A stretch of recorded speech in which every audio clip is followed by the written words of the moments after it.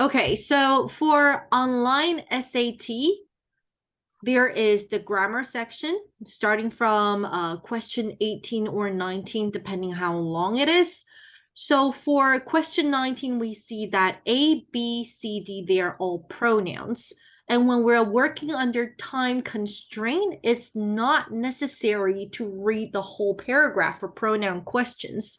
So what is a good way to cheat? It is actually to look at some punctuation like period, semicolon, comma, fanboys, or colon, because that indicates there is a new sentence coming after. So, for example, Japan achieved a 40% reduction in plastic bag use after cashiers were instructed to ask customers whether. So we know that this pronoun is referring to the antecedent customers. So it has to be plural A.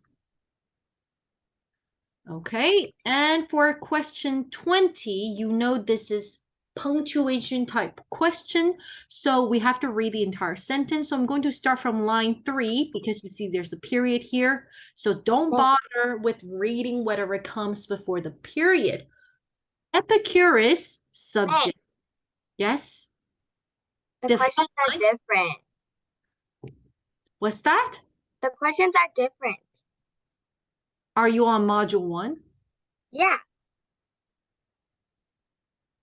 Hmm. Can you Okay. stop the recording and do it again later? Well, let me finish talking about the 5 questions and then I'll restart later. So pay attention now. Epicurus defined pleasure, subject, verb, object, as the absence of pain in the body and of trouble in the soul. So why did I cross out all those phrases? Because they are prepositional phrases, right? So I have a complete sentence before, and now I see, all right, whatever follows, the punctuation is positing that all life's virtues derive from the absence. So I'm going to cross out the other prepositional phrase from this absence. But we do know that I don't have a complete sentence after because positing is a verbal. To be more specific, it is a participle, right? And we have a that clause, which is a dependent clause. So what is the best way to join an independent clause and the phrase at the end? We would use a comma, which is called a tag comma, and trailing phrase. So the answer to this question would be A.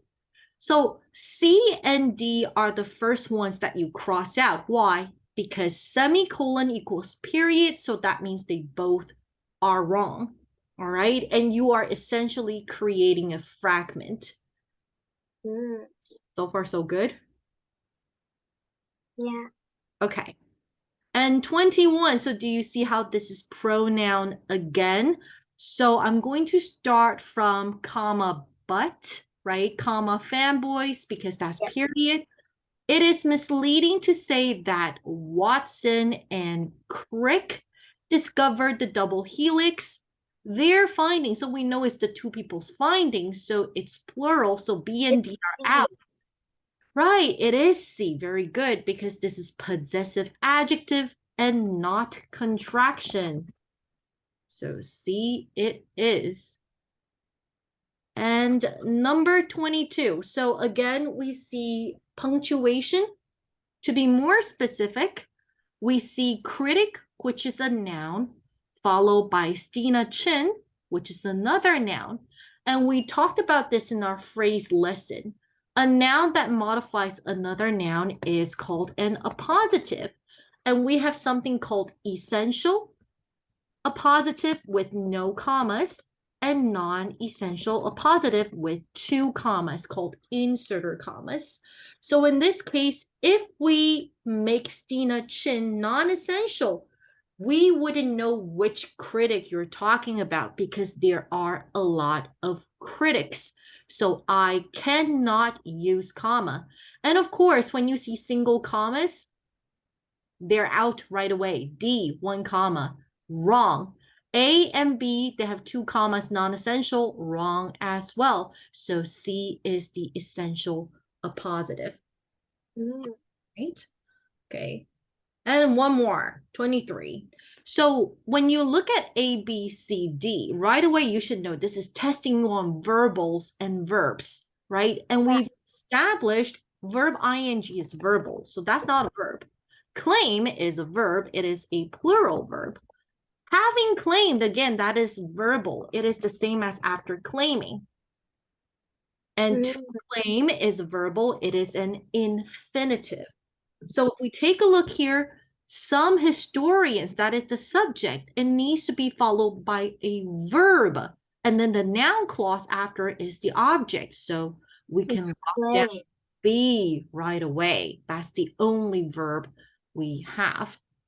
All right. Okay. So I am going to stop here.